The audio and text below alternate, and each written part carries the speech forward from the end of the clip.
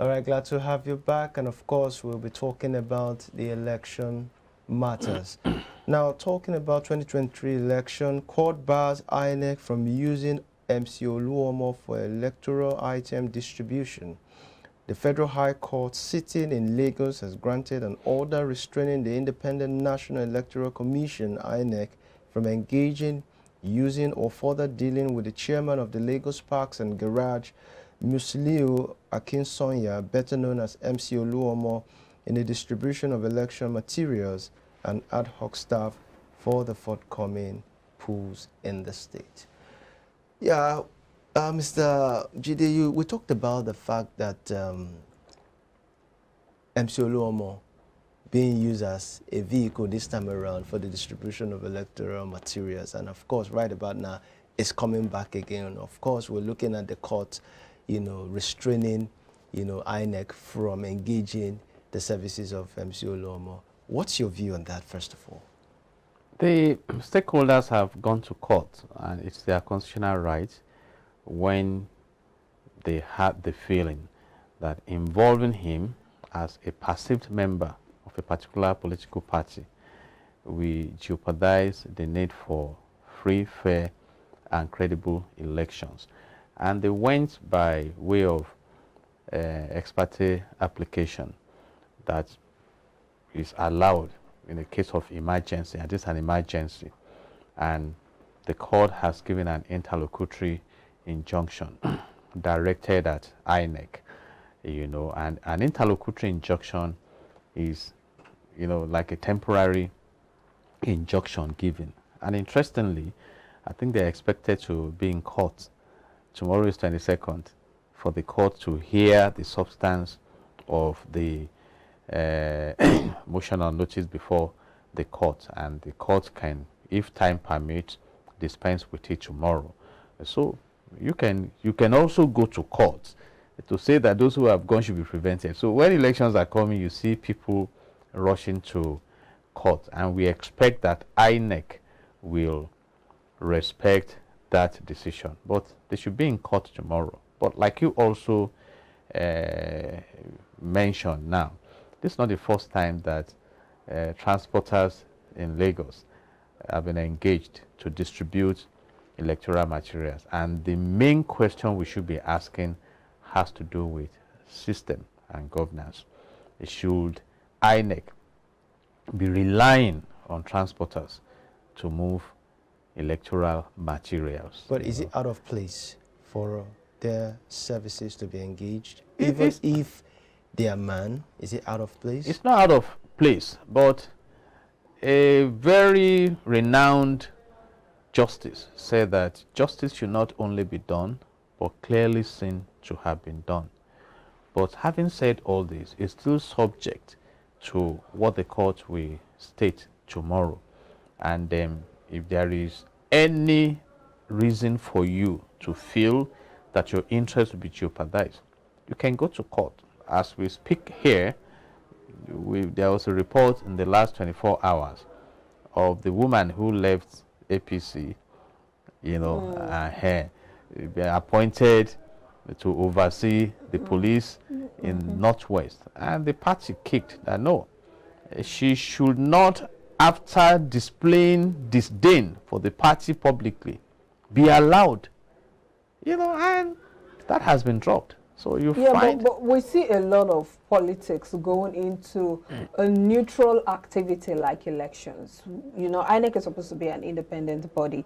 And then we know that Musiliu Akinsanya, MC Oluomo, is strongly affiliated with the APC.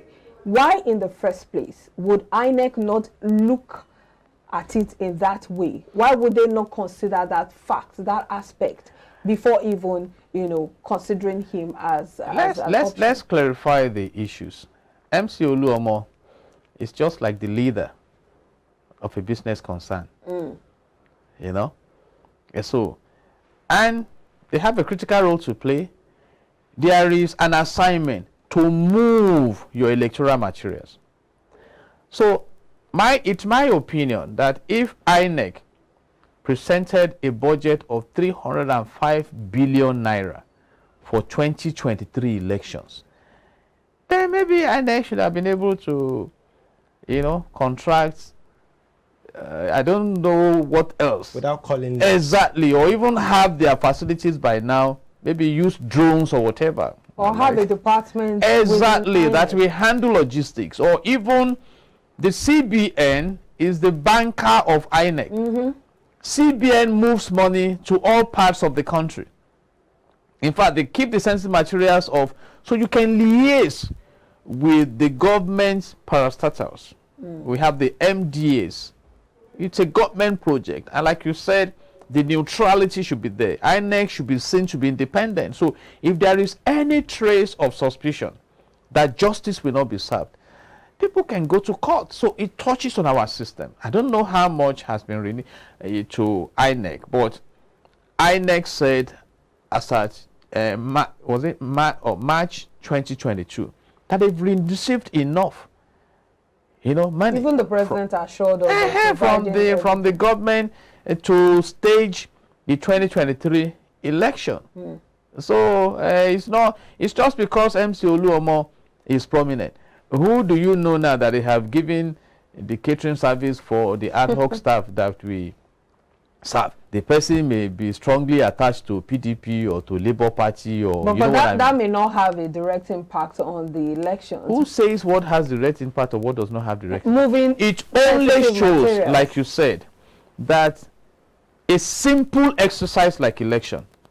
I doubt if they even declare public holiday in US when they have elections. They don't. No, they even do it by mail. You vote without affecting anything. But here it's like war. We need to work on this. And it should be easier for politicians when we get to that stage. You wouldn't even need all this money, printing banners, dancing up and down, monetizing. No! You are coming to serve. There was election in Germany. So there was election in the UK. They have election in Benin Republic.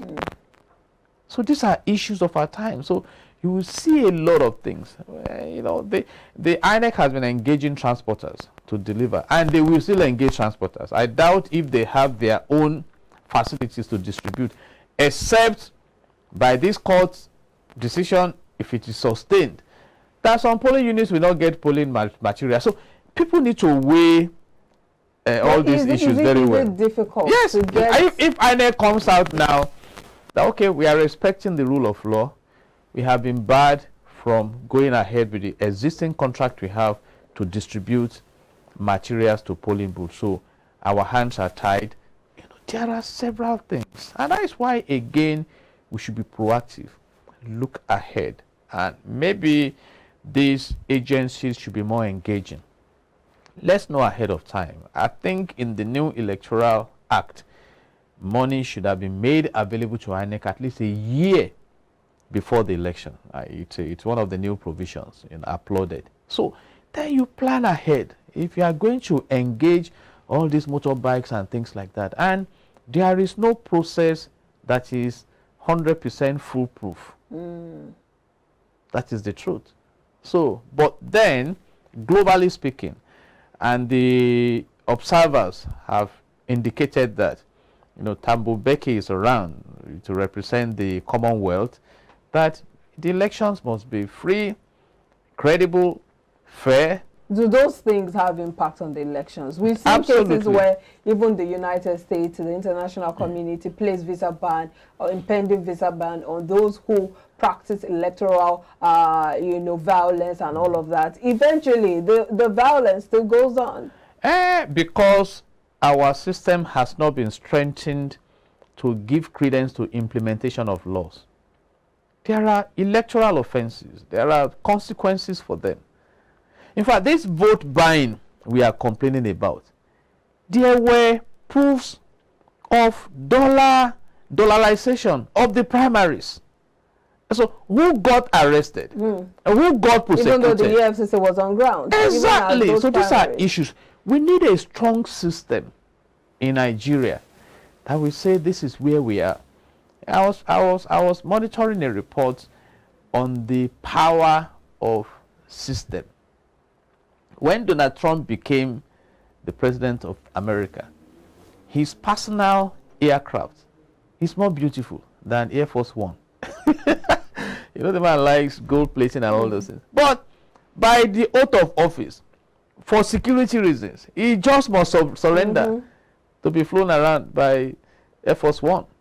You see, when the elections held you remember Donald Trump was just in office for one term. He was not in any shape to leave the White House. But the system said you have to go. Judiciary, executive, no. We must respect the laws of the land.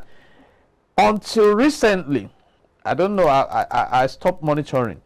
The sitting president of America, Joe Biden, his home is being searched officially. For the classified documents. That is system. It's still ongoing. Even Mike Pence, the former vice president, is also going through investigation. So, but here, you know, we have many of these laws that they just appear to be there in theory. And that's what we are, personally speaking, if you know some have kept cash, you don't need Naira swap to go after them. Except you have lame laws in your society. As we do. You know, people are arrested at the airport for drugs and things like that. So you can go after them. Let them explain where they got the money from. I mean, you can obtain search warrants. Somebody can go and write a petition. After all, you remember the Ikoyi Gate. Did we change Naira? But where did that result in? The guy disappeared and things like, you know, that's what we are saying about our system. Even the whistleblower wasn't safe. He had to elope. The man even said they didn't settle him fully now. So. It's just crazy. Now, looking at the situation of things right about now, what is the parameter for judging the success of the conduct of an election? That's one. Two, Jega said if an election that is being conducted, I mean the former, what's it called? Is it the former or the present? The former. The former. Yeah, the former, who said if an election is conducted about 70%, that shows a success. What's the parameter used for it? And with this current situation now that people are scared with the engagement of MC Oluomo, you know, conveying election materials, what is the possibility that we might even attain a 70% election success? It's not MC Oluomo directly. Exactly, it's just the transporters under it. And don't also forget that the NURTW have been proscribed in Lagos State. So when it comes to the legal issues, I don't want to preempt the court. When arguments are presented before the court, we hear the outcome. But it's a legitimate concern of bias. But then, how else will Inec distribute? So between now and Saturday, or let's by tomorrow, we hear what the court will say. And if the court sustains that interim order, then that means Inec will have to look elsewhere. And I'm saying now, so should people now complain if materials do not get to their polling booth early or not, because there was an arrangement made that is now being put in abeyance? So there are issues to consider. And like I said earlier when we were discussing this, if Ekenedili Chukwu is contracted to distribute, they will say he's for Peter Obi. If Nagodeala Transport is approached to distribute, he's for Atiku. And that is why they have to need a system that can be trusted, that has the internal mechanism to facilitate and ensure delivery of justice and fairness that can be trusted. Even the Naira swap now, the process cannot be trusted. But would you say that INEC is truly independent? The name begins with independent, but are they truly independent? The person who even appoints the head of INEC is the president, who is a political party player. INEC is independent. At least in 2015, the incumbent government gave way. And you recall the Jega is this, Jega is that, you know, Rubebe's lamentations, you know. So, constitutionally speaking, INEC is independent. What about practically speaking? CBN is autonomous. But practically speaking, I cannot speak about that because I'm not alleging that anybody is manipulating INEC. But INEC is expected to be above board. Let me say this. You occupy office to leave office. It's only God that will not leave office. There's something I always tell myself. The day I step in, the first consciousness that comes to me is the day I'm stepping out. That day will come. And that's why it's so easy for me to move on. I tell people I only need about 60 seconds. I'm a portfolio person. I move on. There's nothing to hold down there. You engage more serious things. So we should all learn, because even Jega had post-office lamentations about our electoral processes. So if we want Nigeria to truly develop, make sure that when you are there, you do what is fair, what is the truth, what is transparent, so that you move on with good conscience. And don't forget, like I said, there's only God that won't leave office. But whether of you are course, good that or not. might be a bit difficult, because we know that he will dictate, how do they say it? He who pays the piper dictates the tune. But all pipers are paid by the government. Immigration is paid by the government. So that's where the autonomy should come in. For instance, we've been talking about local government autonomy for a very long time. That hasn't happened. The judiciary has been lamenting for autonomy for a very long time. We've not seen that happen. The federal government has allowed autonomy. The federal government is just waiting for the state government. And but it's not been passed yet. Let's clarify this. The powers of the state should be in the hands of the lawmakers. You see? But the reverse is the case. The governor of the state should be at the mercy of the lawmakers. But in an environment, the governor is very powerful. But we've seen some National Assembly processions in some other countries where people will rise up and say, no, this is what we want. So, and until we go back to that template, we may not make the rapid progress we deserve. Look at the UK. What happened to Boris Johnson? Parliamentarians started resigning. Like, no, we cannot fly with you. A vote of no confidence. In the course of this journey. And when the man saw that this is real, he had to cave in. And Liz Truss came. And Liz Truss was there for some days and looked at the mandate on her table and realized that she could not cope. She also stepped aside. Same thing with the New Zealand Prime Minister. Exactly. And Sunak is there now trying to, and that's what we are saying. If you look at the age of Sunak, Nigeria got independence before the guy was. Well, that's the way to go. And I guess that's the kind of trajectory that some political parties are trying to create in this next elections. But what I just want to advise is that, please, electorate, don't be confused.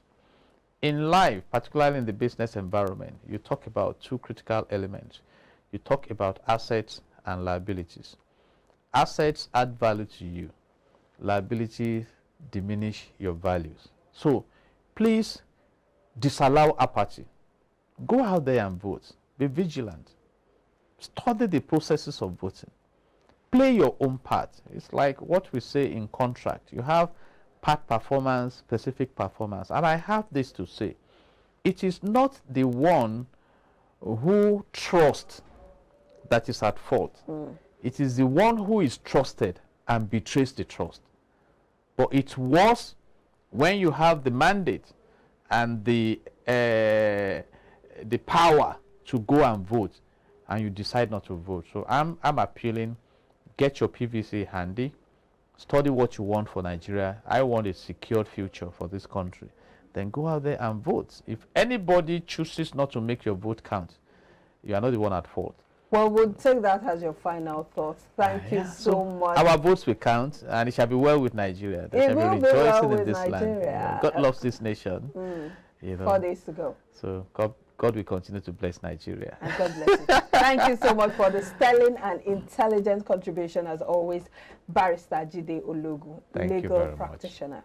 God bless. Well, we'll wrap it up now with the quote of the day, and this is where we begin to draw the curtains for the show. You don't always need a plan. Sometimes you just need to breathe. Trust, let go, and see what happens. That's according to Mandy Hill. sometimes, you know, there's so much pressure and you're like, oh, I have this plan, I have that plan. You know, many of us had plans 5 years ago of where we see ourselves today. But right now you're like, oh, you don't even want to look at the plan. You're like wondering what happened to those plans of, you know, building my own house when I'm 25. I don't know if you had such plans, Why? but sometimes, sometimes I guess this quote is just saying, sometimes you just need to breathe and Just let go out life of the happen. plan and just go about May doing I what you advise, do. what you do is take that step, act on your plan. I bought my first plot of land as an undergraduate of University of Benin. Interesting. Exactly. So I agree with that. You see, sometimes too long a plan will keep you planning. Venture, you know, Take venture. action. Yes, and the fear is always there. What happens? Venture, and the challenges you meet. You see God sending divine helpers to support. So it's not all about planning. And that's a fine place to wrap up the show. Thank you so much, Barrister Jide Ologun. My name is Omobolanle Adeshi. Until next time, have a beautiful day. Once again, my name is Joshua Okata. We'll see you tomorrow, God willing. Bye for now.